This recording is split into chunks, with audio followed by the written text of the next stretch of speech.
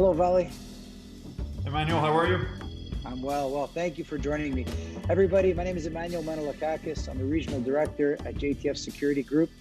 And on the other side of this camera, I've got Vali Majd, CEO of JTFSecurity Group. And I am going to be talking with him and picking his brain today about some really interesting topics. And I really wanted everybody to listen to this fine man speak and share his wisdom in the years. Now, let me start with some history about Vali. So let me begin by introducing you to everybody, Vali, because not everybody knows you as well as I do. So, Vali, guys, correct me, Vali, if I'm wrong, but I'll try to get as precise as I can. But I'm sure you've been doing martial arts for well over 25 years, much like myself, and that's kind of how we first met in the martial arts scene. And you have also been a firefighter working for British Columbia Fire Services for, I think it's like 15 or 20 years. How long now? About 15 years? About 14 years now. About 14 years. Yeah. Okay. So 14 years. And I remember when you started, and then I remember you also became a captain. So how long have you been a captain for? Been a captain about 10 years, I'd say. Yeah, it's a lot. It's a lot of responsibility, man. That's awesome.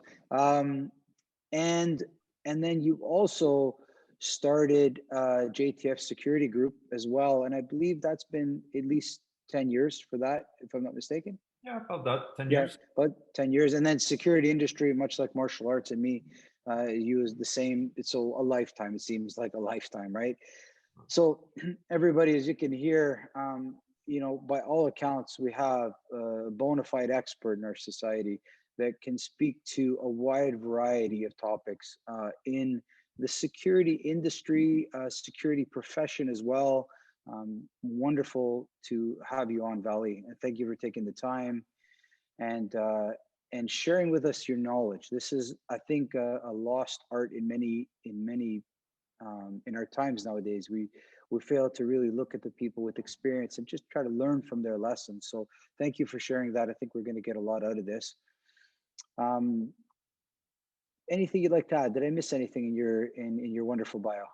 No, that's coming from you. It means a lot for viewers out there. Emmanuel was, and to some extent, still is one of my instructors, martial arts instructors, and it's just well, I'm so glad to have you on board, and thanks for taking the time. Yeah. No, you're welcome, Vali. So I think initially I just wanted to talk to you, but I've planned a couple of questions, and I will kind of see how this goes. Now, when I thought of the security industry, okay, when I thought of like what you do, like you do many things, but when I focused on the security industry, like at JTF, I really started to look at, I always start things as a big picture, and what are the skill, or what is, I would say, a foundational skill for security industry. And I would apply to lots of things, not just security. But when I look at it, I say, you know what?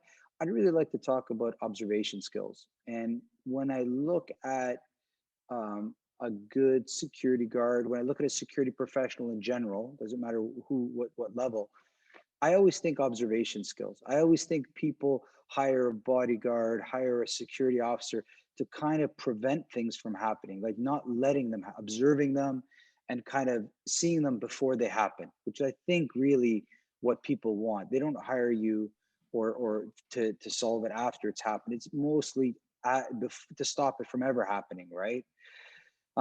So on that note, and we talk about observation skills, I'd like to feel your thoughts. Like, do you feel it's also as important? Would you consider it like top three in terms of skill set that you would see a security professional needing?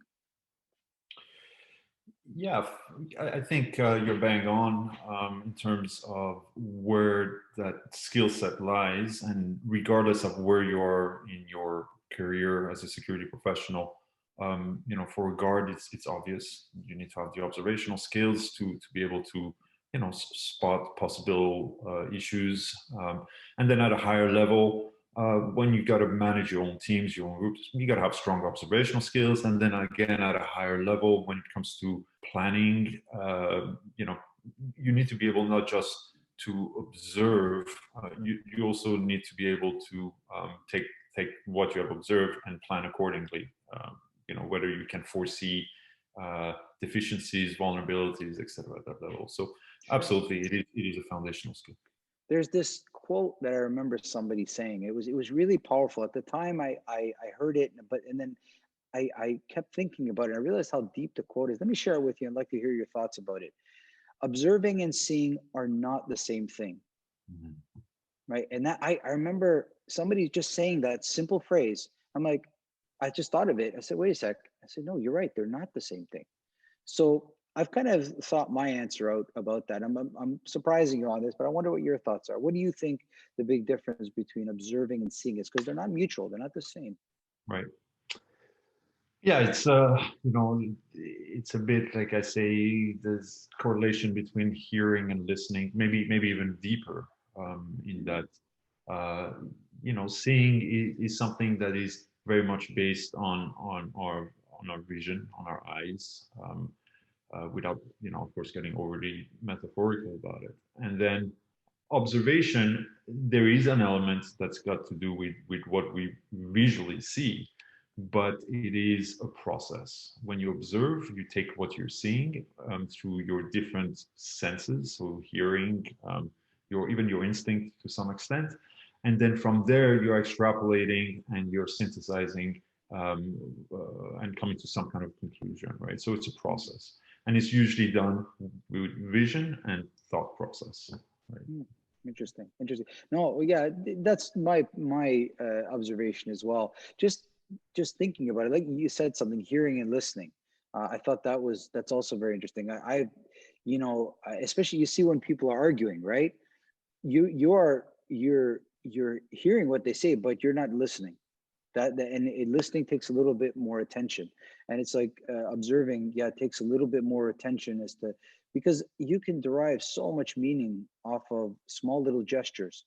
You see that all the time.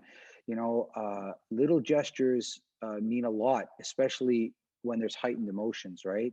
Especially when the situations are, and it's not just in security in sports teams. I mean, you're playing a team and a small little, a lot of fans don't see it. The athletes see those gestures and mean different things, right? So very interesting. So I'm just wondering your thoughts about that. And also people that are listening, that tomorrow, maybe when you're working, whether it's at an office or whether you're on site, I mean, it's not just conducive for the security industry. But ask yourself, I'm seeing something, but am I really observing it? And uh, just sitting and watching and letting things reflect can go quite deep. And it's just something for us to think about. To me, it's one of those questions and quotes that is like very wide. It's got a lot of width, right? It's a set of binoculars that are really wide. So let me ask you another question now. If so that's the why. So let's narrow the binoculars and get focused, right? So you've done martial arts a long time, like me. So let me ask you a question about martial arts. So, what does observation skills mean to you as a martial artist? Right, and there's two sides because you've got the martial artist, which is the student, the forever student, the lifetime student, and then there's you, the teacher, because people might not know you're extremely talented teacher. So you've got two sets of, because teaching and doing are different, right? They're two, people can do great martial arts but lousy teachers and vice versa, but you've managed to do both very well. You're a great teacher and you're a great student. So what does observational skills mean to you in those two respects of martial arts, and narrow that down a little bit? Yeah, I think you know, as instructors, as teachers, you know, our role, as you know, you grow in your career, becomes more and more about the ability to properly teach to your student, and so, you know, it's like anything else. You got to be able to observe and recognize, what does this student need, right? Now, of course, different systems, different arts have got different process and methods around these Of things. course, of Um, course. for you know, our background, what we teach and train in, we have the ability to customize. In fact, the whole system is based on everybody developing their own, you know, within their own capabilities. So you got to look at what a student's, you know, where the glitches are. At first, it's very simple because there are so many things that can be corrected, right? But then as student progresses, it becomes a bigger challenge for the teacher to be able to see, okay, no, this is what you need to work on. This is what's glitching. This is where there's tension. This is where, and those little details require high level of observation from a teacher's perspective. And like we often refer to it as a bit like parenting. I see a million things from day one. I can't overwhelm the student and dump everything on them. So you got to hold back, and you got to just give them a bit at a time with what they're ready to work on. Otherwise, it's overwhelming. Otherwise, it's a huge mountain, right? So that's one element of observation: being able to look at people and recognize, oh, that's what you need to work on, or this is your weakness or your strength, etc. Just being able to look at that perspective. Other level as a martial artist, from a martial perspective, it's this ability to recognize problem before it arises. It's the ability to recognize, you got three guys, which one is the leader, which one is the problem, which one is the loudmouth, which one is the one who's going to run first, etc. Right? And then, when you're hands-on, it's the ability to see, okay, there's a knee, there's a finger, there's a neck, there's an ankle. What can I work with? And all of these things are correlated with just staying calm, being seasoned, being experienced. And what I'd like to add to that is this notion, you know how you say, like, as martial artists, that's our work, that's our field. As security professional and investigator, well, that's what they're doing. An investigator is paying attention, is being observed, is drawing conclusions. It's just taking a bit at a time, right? And a mechanic, he'll listen carefully to the engine. You won't have a clue what he's listening to, or I wouldn't, whatever. But so everybody in their own field, as professionals, has learned to be observant, right? Yes, The doctor, the surgeon, everybody is observant in their own field. The question is, when you're not dealing in your own field, or when you're new to your field. So, for example, as martial artists, what can they observe? What do they see? For us, it's so obvious. For them, they won't see. And as security professionals, it's the same thing. A new guard isn't going to have the ability to observe and pick up on the subtleties that a senior guard would have. Of course. I remember, it was a while back training, and I remember, when I'm training in martial arts, I'm always looking for a way of evening the keel. So if I've got, let's say I feel I'm much stronger than my partner at that time. I don't like to say opponent, because my competition years are long gone, right? So I'm training with a partner, and of course we're challenging each other, we're pushing each other. But if I find out quickly that I'm maybe more skilled or have a little bit more experience, I try to level that to the point where, let's say, I say, okay, well, I'm not going to take it easy, but maybe I won't use my arms to deal with the situation. Maybe I won't use my legs. Maybe I'll close my eyes. I try to I'm always observing and trying to find a good place where we both can learn, right? So for me, it's not saying I'm better, and because when you're much better and you stay there too long, you build up a lot of ego, right? You start to build up, a kind of a bravado, which is really useless to you in real life. It only makes you happy at a temporary level. So I like to observe, finding a good level for myself to make sure that I'm always learning, like never just pushing people around. I hate that. I like the point where everything is very level, right? And you think of it like a boxing fight. Nobody wants to watch a one-sided boxing fight. It's not very fun to watch. When the two boxers are equally or really matching each other, it tends to be very exciting. It's really much more fun to watch. And on a professional, when I was working security and the observation, I loved trying to see things just before they happened and observing them. I thought that was really, because you would look at somebody just as they were about to do something, like a grandmother, that watches you, and you're just about to go get some chocolate from the kitchen, and she looks at you and she knows what you're going to do. It's like, I love that. I go, how did you know that? There's just so much, like, catching things just before they're about to happen was my favorite, much more than dealing with the problem afterwards, or some fancy takedown, or some big fancy martial art thing. I love catching things and then just before they're about to happen. I found that was exciting. So thank you for sharing that, and it was great. Let me ask another question now, because there's so many here, and I don't want to get lost in the questions. But so when you look at the security industry, so we observe so many funny things. Like I think of myself, I don't even know where to begin. Right now, part of me wants to talk about the professional stuff and say, oh, but then you know what I'm more interested. I think everybody watches more interested is some of the funny things that happen to you. What's like the funniest thing you ever observed in the security industry? I've got a couple, but I want to hear yours. Go see if maybe they're the same. You know how it is. There's plenty of juicy stories and stuff that you just couldn't make up, No right? doubt. But I'll tell you a funny one. I still shake my head at it. I was working overnight on a stakeout, Yeah. and just nothing too complicated. Anyways, I was in a marked vehicle, a marked security vehicle, and just parked on a street. And it was cold. It was winter night. Anyways, so I was on the back seat, tinted windows, and I was kind of like tucked in and just observing, watching from the outside. And sure enough, I see this fella coming, and he's wearing a security jacket, right, Okay. from a competitor, in fact, which was kind of funny. But I could tell that something isn't right. He was wearing the jacket, kind of, he's got the logo and this bright yellow type thing, but he was also wearing flip-flops. And I was like, yeah, something is. It was not security flip-flops.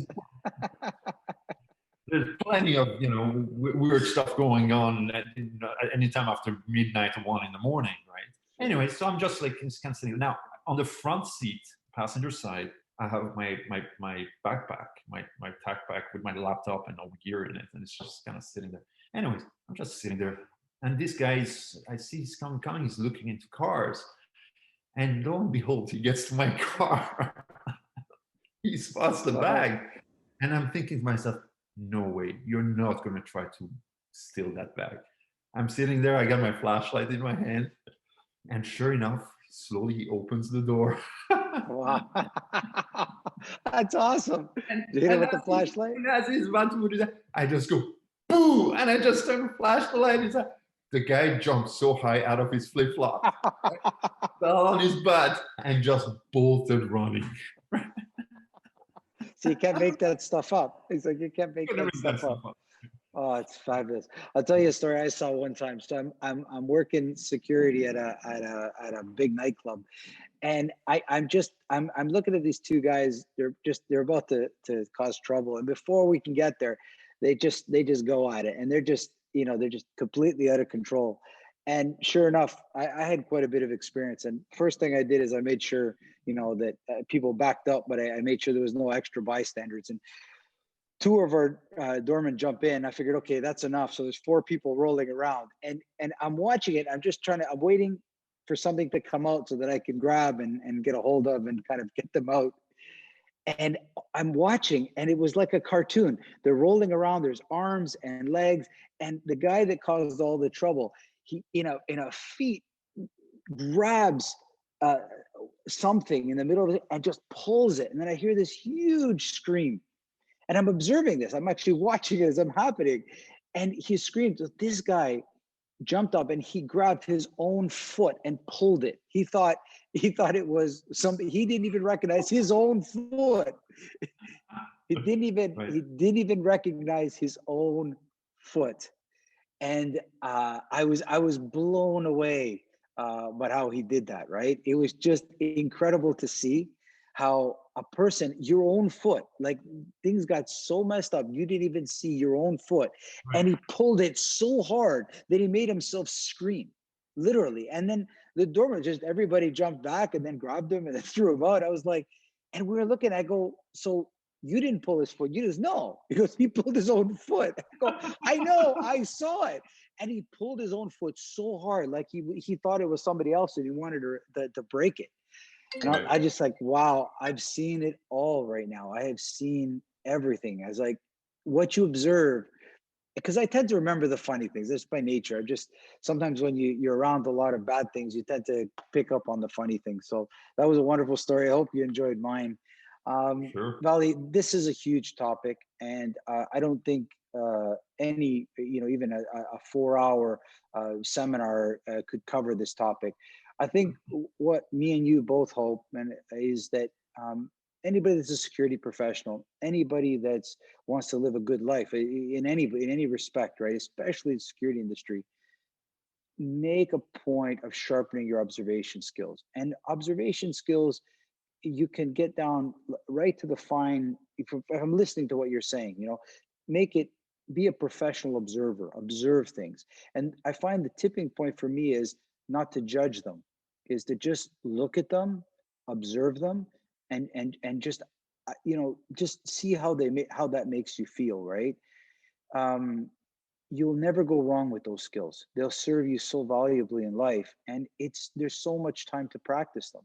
And if anything, I hope somebody listening to this is that here we are, two experts in these fields, and I can't stress, after all these years, I'm still sharpening my observation skills. I still find that there's a lot of stuff I don't pick up on, and that's going to be really, really powerful. So I don't know if you have any final thoughts, or if you want to add anything onto that topic before we go. Like you said, it's a massive topic.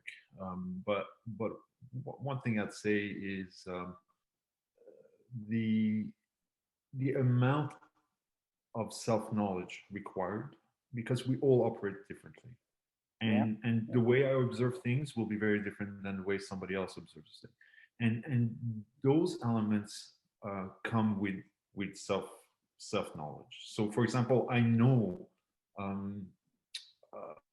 under duress, my brain doesn't retain numbers and street names. It just doesn't. It just goes in, out the other.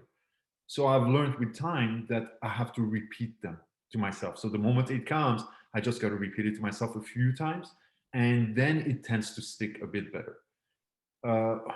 This other fella who was on my team, he would remember all these details totally fine, but his hands would be shaking and he'd be working really fast and abrupt, etc.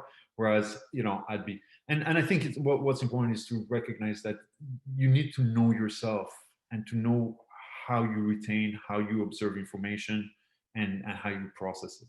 And the more you can have this figured out, the easier it becomes to figure out, well, what are the exercises that one can do to get better and to refine.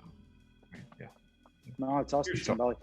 Yeah, it's huge. But you know what? I think there's a lot of good information. So thank you so much for sharing that. And we'll do some more in the future. I like these. I love talking with you. I've always enjoyed our conversations. And thank you so much. I think everyone's going to get a lot out of it. So thank you so much, Vali. Looking forward again. We'll talk soon. Okay, take care now. Bye. All the best. Bye-bye.